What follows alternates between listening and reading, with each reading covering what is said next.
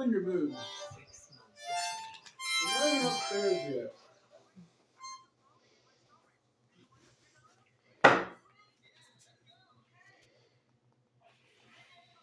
I want some more Jack Arthur. There you go. Gay. Gay documentary? I ain't watching that shit.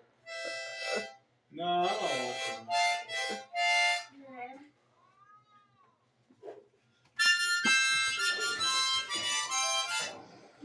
Get to the wrong way.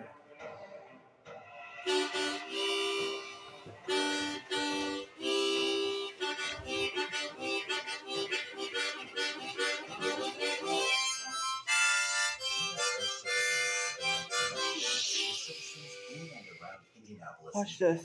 Might have stumbled on a very brief article in This ain't about gays.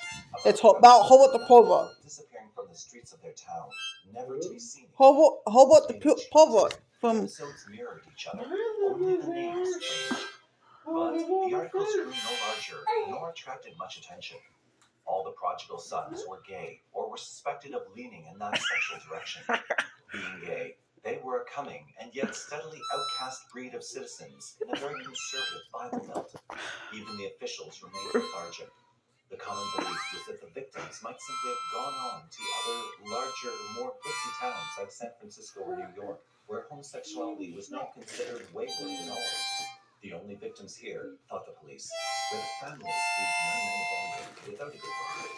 But as the number of disappearances told up, a few members of the community began to realize that there might be something wrong in the Bible Belt. The first to suspect foul play was a private detective named Virgil Vandegrift. The first, in fact, to start putting two and two together to actually add up to four. However, even if he and the believers he eventually recruited from among the law enforcement agencies in the two surrounding counties who took up the search for a killer were not prepared to find a monster. Their trail ended in the wooded backyard of a huge private estate where the skeletons of the reported missing persons and others were discovered. Then the media took notice. Then the camera trucks rolled in. Then the killers took headlines. However, who can condemn the media circus that followed?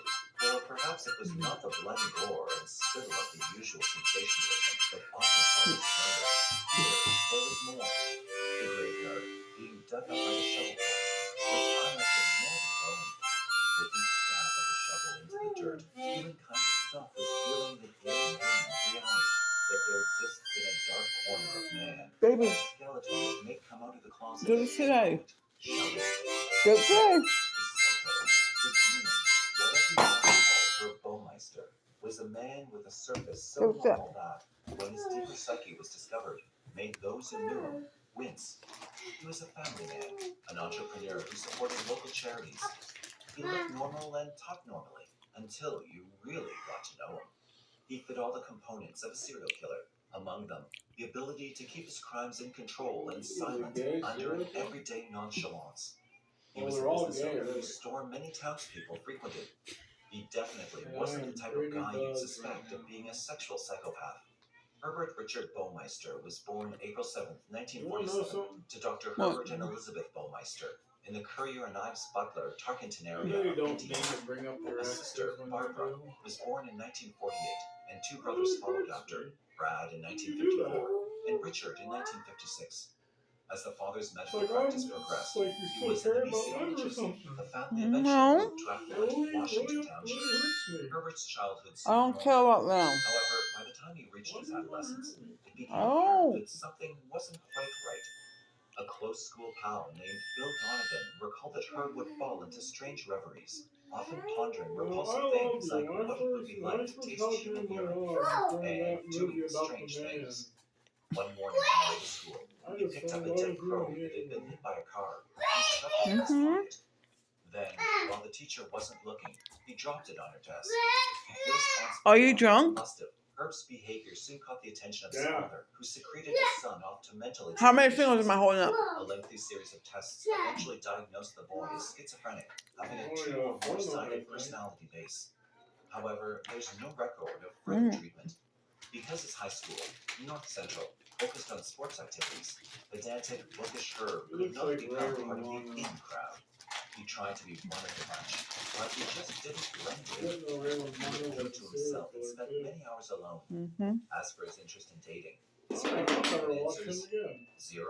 I never saw him date. In his college years, he remained as ever How many directionless. fingers am I holding up? He dropped out in his freshman year, returned for a semester here and there throughout the next 4 years, but never graduated. Nevertheless, How many fingers am I despite holding his up? persistence, his father was a respected man in town. The Indianapolis Star, the major newspaper, hired teenage And Herb as four a cover boy. Twizzlers. Gary Donna, an advertising executive who worked for the paper, remembers that Herb was sensitive 4.5 to the way he was Twizzlers? viewed and treated by the higher-ups. He obsessively wanted to be somebody. He dressed well and was eager, but again, did not fit Big in. dangly lips. One odd incident occurred when Herb offered to drive Donna and his friends to the Indiana University football game. In hopes Oh, that he whoa, might become whoa, one whoa, of the gang. whoa, whoa, When whoa, the whoa. day came, he showed up in a hearse, probably acquired through connections with the hospital where his father worked, and, with lights flashing, raced to the gate, I love laughing you all more the than way. anything. People started pulling off the road. Mm-hmm. I Recalls love Donna, Hardar more than he anything. even wore a hearse cap. He thought it was kind of funny. You're gonna love our Donna, future kid however, more than his anything. friends and their dates wondered what kind of You're gonna be oddball the was at the luckiest steering man wheel. in the world, like And the every weird luckiest man in the world. It wasn't long after he started working at the Bureau of Motor Vehicles, another job his father's rumored to have secured for him, that Herb began ranting and raving at fellow employees for no apparent reason. His tenure over the years marked odd behavior, according to former coworkers and others. You One keep on Christmas, he playing with raised my eyebrows by heartstrings, sending so coworkers a card with a photo of some guy false dressed in dress. pregnancy test. Despite his in-house conflicts and erratic deployment, the Like, Bureau I nonetheless believe noticed you're that pregnant. to go for an attitude I makes believe people you're great pregnant. intelligence. It wasn't long after he earned the title The of test said program this all director, stupid. where others might have at this point taken the challenge with an exerted professionalism. Herb's antics I increased think in the flourish. best thing to do At is the wait till display, like those 6 who know him months, characterized and as then a go bizarre get an sense of humor. ultrasound, see if While you at the got a BMV, fetus. it took the form of I gotta get an irritating ultrasound at the end of monstrosities. this month It was plan. no secret around the office who the culprit was. Still, Herb somehow Oh, managed you're to avoid probably being like fired until a he month or urinated two on a letter pregnant. addressed to the governor of Indiana. In November 1971, Herb had married Judy Sater in the United Methodist Church in Indianapolis. Judy was a college graduate who was introduced to him by a mutual friend. Huh? Stop She was recording. attracted to the tall, I am white-haired, because my phone's about to boy-faced die. Burmeister